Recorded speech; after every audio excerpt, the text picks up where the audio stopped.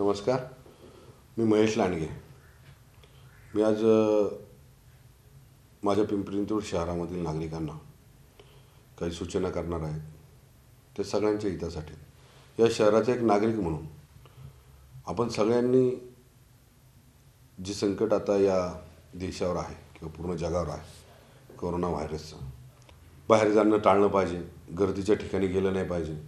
शक्य होता होईल तेवढं घरातच आपण राहिलं पाहिजे.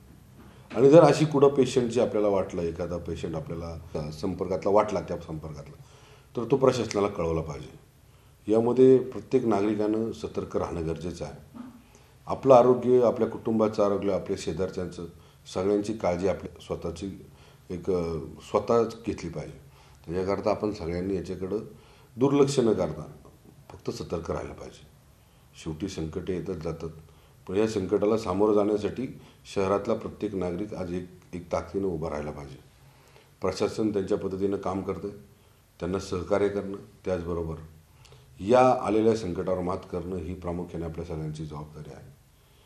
न घाबरता, न डगमगता आलेल्या संकटाला सामोरं जायचं आणि यातनं होता होईल तेवढा मार्ग काढण्यासाठी आपण स्वतः सतर्क राहायचं.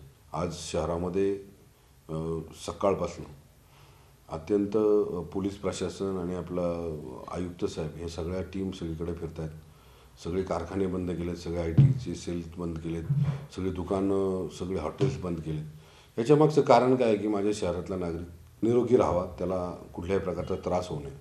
जर प्रशासन हे सगळं आपल्यासाठी करते तर आपलं पण काम आहे त्यांना मदत करणं. म्हणून होता होईल शक्य तेवढं हे सगळं आपल्यासाठी चाललं आहे असं समजून आपण त्यांना सहकार्य करावं, आपल्या स्वतःची काळजी घ्यावी. आणि ह्याच्यामध्ये काही घाबरून जाण्याची गरज नाही. आपण जर आपली स्वतःची काळजी घेतली तर निश्चितपणे याच्यातनं आपण मार्ग काढणार आहोत.